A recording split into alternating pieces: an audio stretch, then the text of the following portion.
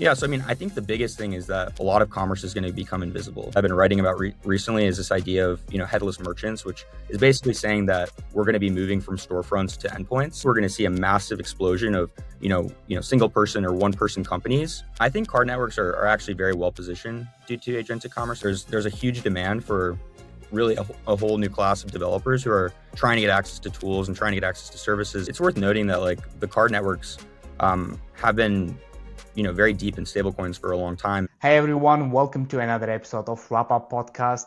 Today, guys, I want to discuss agentic commerce because the things that agentic commerce are doing now, they are affecting not only how checkout will work in the future or how people are interacting with, let's say, e-commerce websites or in general making payments and purchasing stuff, but they're also affecting infrastructure underneath. Basically, to unpack all of this today, I'm joined by Noah Levine, partner at a16z. Noah, welcome to the show. Thank you so much. Yeah, super happy to be here and excited to get into the conversation. Thank you very much. No, I would like to start with basics. When people hear agentic commerce, I think it sounds too abstract. What does actually look like agentic commerce in practice today? How does it work? How would you define that? Yeah, for sure. I mean, I think to start, I think what we're seeing right now is this total boom in AI. And, I think we're seeing this total explosion of people building amazing and really cool products using things like Claude Code, like Codex with OpenAI.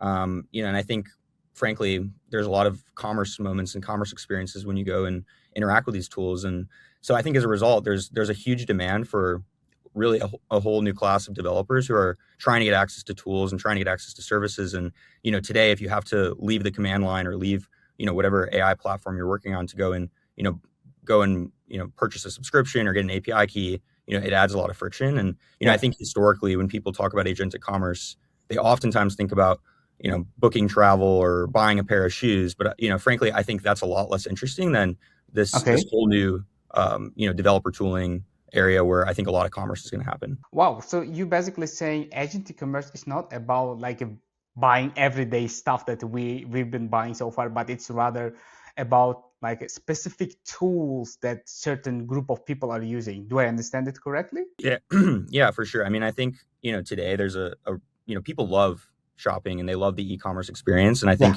in many ways, trying to augment that or move that away is going to be very tough and it's going to take time. And, I definitely see a role for sort of traditional commerce moving from e-commerce to more agentic. But I think the bigger opportunity and the more near-term opportunity is how do we enable developers to, build things and access tools that they otherwise wouldn't, and doing it in a way in which the agent is actually doing the transaction rather than the developer themselves. Can you give me one example so that I understand it better? Because I'm trying to understand how that would work underneath, under the hood. Yeah. So, I mean, I guess from the outset, I think, this is something that, Simon Taylor, who I respect very deeply in the industry, has talked a lot about, where I think what we're starting to see is developers are coming to something like a Claude Code and they want to accomplish a task. And that task may require different resources, different skills, different inputs to make it happen. So, for example, if I'm building something that is in the crypto world, I maybe need to access some sort of data, some sort of on-chain data to build it out. And today, if I wanted to go and access that data, I would need to go to a on-chain data provider. I would need to go and get an enterprise contract and maybe meet with the sales team and then, commit to some sort of long-term agreement. And what we're seeing is that there's tools like Allium who have, for example, an X402 endpoint where I just tell, my agent, I want to go and, get this data. It identifies the right endpoint, in this case being Allium, and then allows me to pay for it on a one-time basis. And so what that means is, maybe I'm doing a weekend project where I need some sort of data or need some sort of tool. I don't want to go and do this whole enterprise B2B onboarding and sales channel, sales journey. I just want to access it now and purchase it. And frankly, I think the best tools for this type of agentic commerce are ones where, there's probably not a lot of opinion in the developer and what they want to access. Their brand is probably a lot less relevant. And so they're just asking for, they're going into one of these things, they're asking for an outcome and they don't really care the input of it. And I think if you, compare that to something like, booking travel, I think people have have deep opinions of, what airline they want to do, what, their loyalty and rewards and things like that. And so I think there's more opinion there. Whereas in this case, I think if you believe that data between multiple providers is more or less the same, I really Mhm. care more about, will this, input give me the right output? But don't you think so in this case I'm looking at this like let's say I'm a developer as you mentioned, but I work for a company. But I cannot just go and buy anything I want, right? There are rules that I have to follow within the company to, let's say, buy something. Do you think those rules would prevent me, like let's say my AI agent, from making the purchase? Isn't it easier to implement agentic commerce rather for retail customers who just go and buy something, let's say, on e-commerce website? Yeah, for sure. I mean, look, I think that it would be somewhat skeuomorphic to believe that a lot of this type of commerce is going to be coming from traditional enterprises and traditional companies who are accessing tools. In fact, I think the bigger opportunity is that really what tools like Claude Code are doing is it's massively expanding, first who a developer can be, and second what a Okay. company can be. I think the power of these tools is I can now put together a 10 to 15 person engineering team that can go and build me a product in a weekend. And so I think we're going to see a massive explosion of single person or one person companies Nice. who want to go and build something and monetize and sell it. And now they have the infrastructure to do so. And so I agree with you that I think for traditional enterprises and companies that are building, they're probably going to default to whoever they have an enterprise agreement with, and they can go through that process because it's economically makes sense for them. But I think the True. bigger opportunity is that we're going to see a massive explosion of net new companies that are maybe one or two people building something in their basement on a weekend, and they need access to these tools, and maybe it doesn't make sense for them to have a long-term agreement to do so. Fair enough. And do you think we are early on or we are already inside this transition? Where do you think we are? Yeah, I think we're very, very, very early. I think part of what I've been writing about recently is this idea of headless merchants, which is Yeah. basically saying that we're going to be moving from storefronts to endpoints. And we've seen a ton of infrastructure in various protocols get developed in the last month. Whether it's X402 or MPP that like enables you to actually make purchases at these headless merchants. But I think the biggest challenge right now is that there's just a huge gap of the headless merchants that exist. And so, Mhm. kind of what I argued in my article, and I obviously still believe this, is that we need to see a lot more of these merchants get developed, whether it's existing companies that sell more of an enterprise SaaS model and moving to sort of the pay per use basis, as well as Okay. a whole new list of companies that are going to be building for these developers. I read your article. I will definitely come back to it because I have a number of questions related to that article as well. But before that, I also would love to understand and the role of actors in agentic commerce and like let's say if agents become buyers on behalf of users or Yep. on behalf of us, what do you think? What changes first in how commerce works itself? Yeah, so I mean, I think the biggest thing is that a lot of commerce is going to become invisible. I think today, like humans are very much a part of the flow of how you purchase something. You know, in brick and mortar, it was going to going and checking out. I think in e-commerce, it was kind of similar, and you still have a checkout button, and you put in your card or you have card on file. I think what's going to happen in agentic commerce is a lot of that's going to be hidden away. Yeah. In kind of, I think I made the argument at one point that command line transactions are becoming the new card not present, where humans are not going to be as associated or affiliated with the actual purchase. And Okay. honestly, a lot of that's going to be abstracted away. And again, you're going to go and say, agent, I want you to go and accomplish this task. It may require 5 or 6 different inputs, 5 or 6 different merchants that it has to interact with. And at the end of the day, you're just going to see, oh, this cost me 55 cents to do. And you're probably indifferent or ambivalent to what the actual storefronts you interacted with or the merchants that you interacted with are. Right. So basically, what you're saying that storefronts will disappear, but if they disappear, because basically we build storefronts for people like us, Yep. right? We just go and see with our eye, we like it, we don't like it. Yep. But agents don't care about that. Does that mean that they are purely optimized for prices, or there is more complex process underneath? Yeah, it's a great question. I mean, I think pricing is obviously one thing, especially when you have perfect complements. But I Yeah. think the other thing too is, if my agent is the buyer, then I think things such as how good your documentation is, how good your APIs are, how well you can articulate to an agent why your endpoint is the best one to use becomes Yeah. really important. And I think there's also probably a huge opportunity for how Discover works within the agentic economy. Again, today it's commonly, advertising, it's a lot of word of mouth. I think there's a lot of scale there. And I think that True. potentially gets disrupted as a result of, agentic commerce when you have agents again as the default buyer rather than humans or developers in this case. But we all know that the agents are not perfect. There is still hallucination, and that they can potentially make mistake. And do you think who's liable for that when the agent makes a mistake? This is one of the open questions everyone is literally asking, like who's liable? Yeah, I mean, it's a great question. I think there's a lot of work that needs to be done to not only improve, how accurate and how good of a job these agents do, and as well as figuring out accountability. I will say though that one of the common areas that people say there's a problem with an agentic commerce is the idea of fraud. But I think Okay. specifically for this, developer tooling world, if I'm a developer and I'm doing a pay per use transaction and it's Okay. 5 or 6 cents, the the downside of fraud is a lot, or the downside of hallucination rather is a lot lower, because if I interact with an endpoint and that merchant, gives me something that I don't Yeah. want, then I can very easily say, what, I learned my lesson. I'll be sure to instruct the agent not to interact with this endpoint again, and then have it, move to the next thing. I think that when you're dealing with high value transactions or something where the consequence is significant, Okay. then that becomes a big issue. But I think in the headless merchant world, when you can do it in a test transaction for 5 or 6 cents, you're somewhat indifferent if you lose that. You are going circling back to the use case, for example, with developers, but I would like to take a different approach. I would love to know your opinion in the case of, let's say, traditional Yeah, e-commerce, but I think it's relatable to sure. developer tools as well.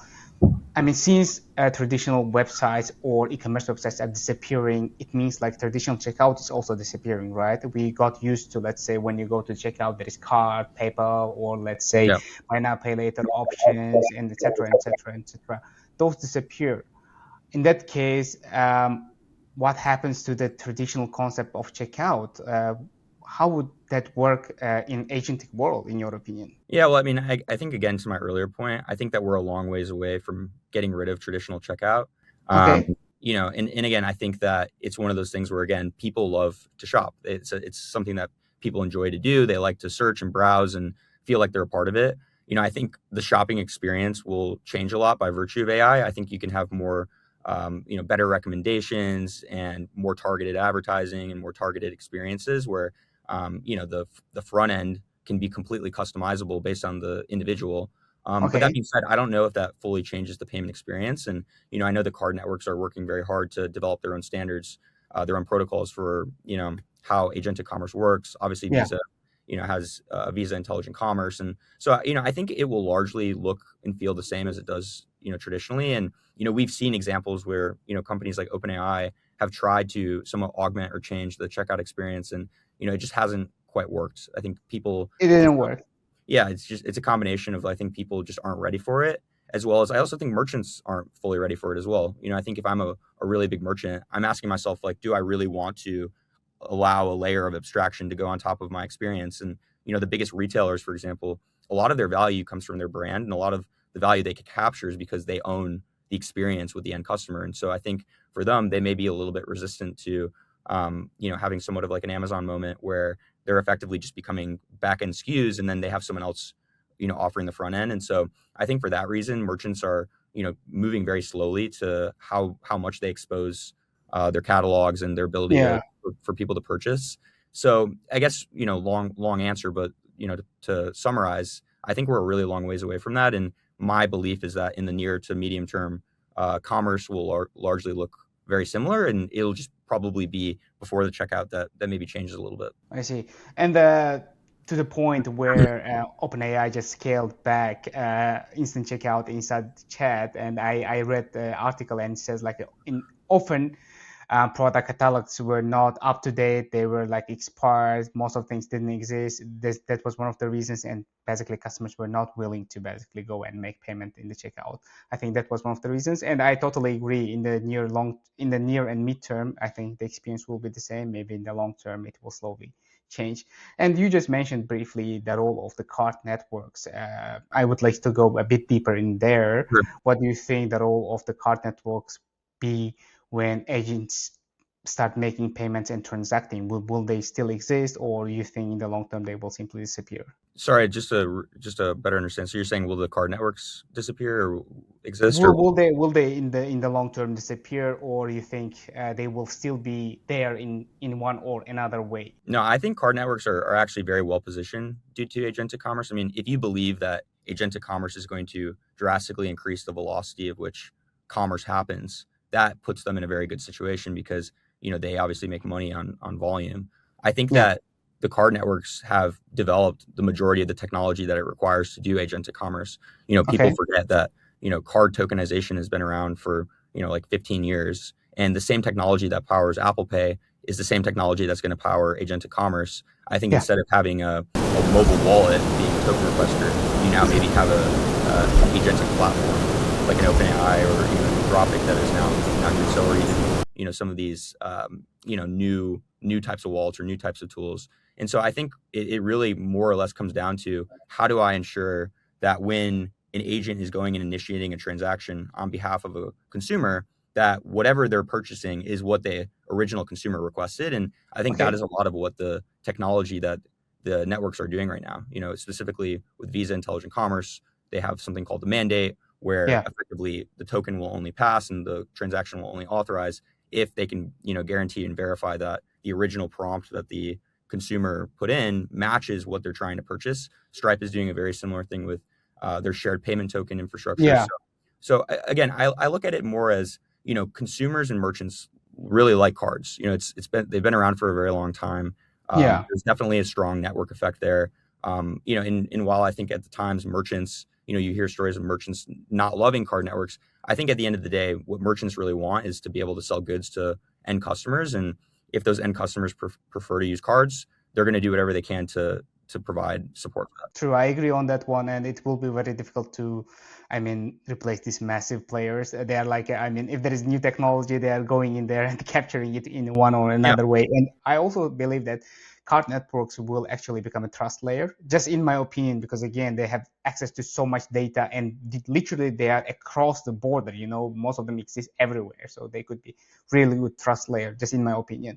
And what do you think? What would be the role of stablecoins in this new model? for sure. So I mean, like it's worth noting that like the card networks have been very deep in stablecoins for a long time, and even Visa has done a significant amount of volume in stablecoins through stablecoin settlement, mostly related to stablecoin linked cards. But I think if you talk to like Kai Sheffield, who leads crypto at Visa, he'll Yeah. talk about the AI mullet, where effectively you have cards on the front end, stablecoins on the back end for settlement. And so I think in this new paradigm, in this new world, what stablecoins provide is the ability to have instant global settlement, which again, if you go back to my kind of talking about headless merchants, Yeah. if I'm a merchant selling tools at very small denominated values, oftentimes it's better for them to be able to receive stablecoins immediately. And so I think what they're doing and what they're focused on is how do we keep cards as the front end, which again end customers, developers, merchants, or corporates love to use, but then use Yeah. stablecoins on the back end for settlement, because it may be preferred or create faster, better settlement experience for the end merchants. And so Right. I think it's oftentimes the way I like to think about it is the card networks are very much separated into the front end, which is really auth, and the back end, which is settlement. I think very few people complain about their experience with cards. I go to a store, I tap my card, it just works, it's good, and there's all these protections and rewards and other points of True. value. But I think the True. back end of settlement is very outdated. Um, you know, Hmm. cards only settle once a day, 5 days a week, not on weekends or bank holidays. And so I think the opportunity for stablecoins is really to modernize the back end of money movement generally, and Okay. I think that also applies to how the card networks operate as well. And Noah, in one of your articles, you argued that stable coins could serve merchants that can't be underwritten. Can you Yeah. please unpack that? Yeah, for sure. Well, I mean, I think to start, like anytime there's been a massive platform shift in commerce, we've seen that there is a whole new class of merchants that get created that Okay. the traditional or incumbent payments ecosystem cannot properly underwrite. I mean, great example being the reason why I think Stripe took off was because there's this whole new class of developers who are building as native e-commerce companies, and it was very hard for them to integrate payments into that. And so Stripe came Yeah. in as a solution. PayPal and eBay is another great example of that as well. Shopify with more long tail e-commerce sites. So, we've seen many historical patterns where anytime there's been a platform shift in commerce, payments has changed and usually a new player or technology has come in to service them. And I think when I think about this whole new class of headless merchants, if Okay. this is something that I'm vibe coding on a weekend and, I want to go and see if it can collect, can do well and get some revenue, it's going to be really hard for me to go to a traditional processor or acquire, get underwritten, get a merchant account, get set up, and just to be able to accept cards.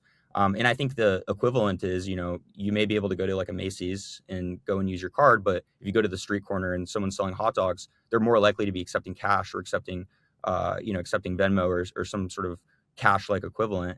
And I think the reason for that isn't because they don't want to accept cards. They recognize that they're potentially missing out on customers because they don't Yeah. accept cards, but it's more because it's easier for them to accept cash. And so when I think about stablecoins, I think of it as a digital global cash-like equivalent that happens to be programmable and work very well for these type of small value payments. And so, I think over time the networks will evolve and make it such Hmm. that, a merchant that gets spun up in a day, and maybe doesn't want to be a long-term business, but wants to go and sell something to developers, can be, integrated into the card ecosystem. But I think it's going to take some time. And I think in the duration between now and when that happens, stablecoins are really a great solution to get set up. And, you can literally set up an X402 server in, Yeah. 5 minutes and now you're in business. So, I think stablecoins aren't going to, be, uh, you know, um, ubiquitous amongst all Okay. into commerce,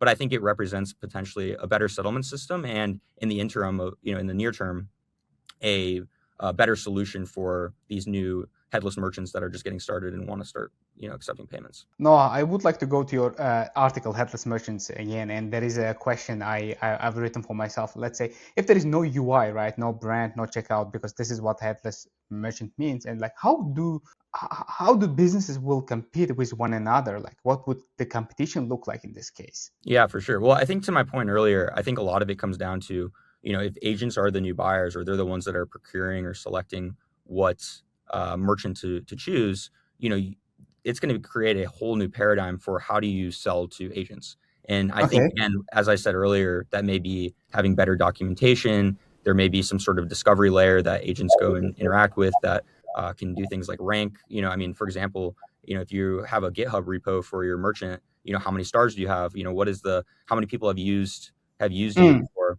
I think there needs to be sort of a rating layer or a verification layer. And I think over time, as more people or more developers interact with these merchants, that data will get more rich and there will be more clarity on which ones to choose from. But I think it's going to create a lot more competition as it pertains to what tools developers end up using. And I think we are quite early there as well, as you mentioned, because again, let's say if there is A brand and there is B brand, I can simply copy what A is doing, right? It's simply Yeah, text and things similar to it. And when it comes to, let's say, if we say it could depend on ratings and etc., I can fake those too because we see yeah. this happening on Amazon and things like this. I'm really also curious how this would work because again, agents only read, they don't see, they don't watch. And the next question would be, um, like does this break traditional concept of customer acquisition, retention, and loyalty as well? Yeah, I mean, I think it's a great question and it's an open question, but I think at the end of the day, there needs to be, I guess I'll rephrase this as, it's Yeah. very unclear where this is going, but what I will say is that on the one hand, I think customer acquisition will drop because they'll become naturally discoverable in whatever, command line interface that I'm using. And I think Okay. likely there's going to be sort of a new storefront or a new catalog of merchants for agents. And I think given the fact that they don't need to go and sell to end developers and do the whole sales cycle that I mentioned before, that should lower customer acquisition costs. But to Okay. your point, I think it's also going to lead to a lot more competition. So, I think it's still an open question of how they'll compete with each other. But I think there are going to be some creative new ways in which things like loyalty work, new and creative ways in which things like, how do I advertise, and as well as, how do I optimize for this new buyer effectively? It seems like there is a lot of opportunity, right, to build new stuff because again, we still don't know how most of the things will work in this Yeah. new model, in this new world, and like you could potentially see it and start working on new products and solutions. If you go to the case of fintech, what do you think? Are we moving away from fintech products to building fintech infrastructure? Because everyone were focusing initially on fintech products, but now everything seems to be just infrastructure. Yeah, I mean, I think it's a good question. I'm not entirely sure. I mean, I think the what's very interesting is that I think in fintech, the what the application layer is potentially changing very fast. I think now, like I kind of mentioned before with commerce, you can create a custom interface and application for every single customer because it's very easy to vibe code something that's very hyper tailored to that Yeah. person. So I think the interface will largely change, but I think the back end is largely going to be the same actually because a lot of what fintech is built on is things like licensing, it's things like partners. There are regulatory considerations as well, and Yeah. so I think if anything, actually, the back end infrastructure of how fintech will operate will be somewhat similar. Whereas I think the front end will become much more customizable, and that may lead to different experiences of how do I interact with my money and how do I interact with investing and things like that. So I think AI will drastically change how these applications operate. But I think that because there are structural, moats that make it such that you have to build in a certain way, the backend will likely be very similar. Okay. But whoever I think is closest to the end customer has their data, has the integrations with, all their various bank providers. Something like a Plaid like equivalent will be very important because how do I transport that between different applications and create that composability will be an important step of the future of fintech. No, to this point, this was actually my case, and you brought up a very good example. Like basically, it seems like in the new world, payments will be embedded into everything. You just Yeah. mentioned that with X402, I mean, you can simply integrate it and quickly you are in the business, right? Already. Then who captures the real value if this becomes the real case when like payments are in everything? Is it Plot, open banking service providers who basically transfer the data, or other players? Yeah, I mean, I think it's a great question. I mean, again, I think when you think about value capture, I think there's really two areas that make a lot of sense. One is whoever owns, I think, the end customer will have the most opportunity to integrate other value added services and can charge, has more sensitivity where they can, charge additional products.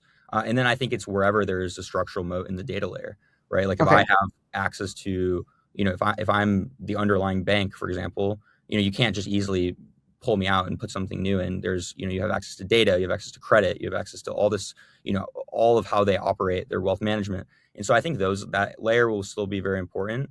But then I also think it's, who ends up controlling the end customer and how do they create lock in there? Okay, I see. Makes sense. And beyond payments, what do you think AI, how is it going to change the financial services in general? Just your opinion. Yeah, it's a great question.